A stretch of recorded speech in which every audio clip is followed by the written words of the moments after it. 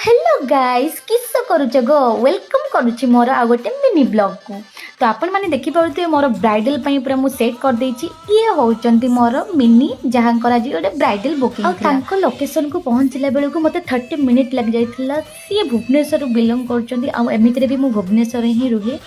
तो मु जाई पहुँची मोर सेट को मु रेडी कर देथिली मेकअप सामान सब आ भाई मानन को मु गोटे एक्स्ट्रा लाइट मागिथिली। भाई माने मते एक्स्ट्रा गोटे लाइट देथिले। बहुत बहुत धन्यवाद से मन को। वीडियो टुकु आपण माने शेष पर्यंत देखिए।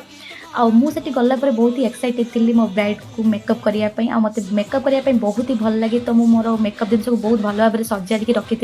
तो मु देखिली जे आसे कि भाई मोर मेकअप जिनस को बहुत भल से कैमेरा रे शूट करूचंती। मते बहुत ही भल लागले एते सुंदर भाव सबू शूट कर। तो आपण मैंने देखिपारे ये होचंती मिनी जहाँकर आज ब्राइडल बुकिंग थिला। आ ये बहुत ही लेट रे आसतिले और अध घंटा लेट। तो समय नष्ट न करिक मु मोर मेकअप आरंभ कर देथिली।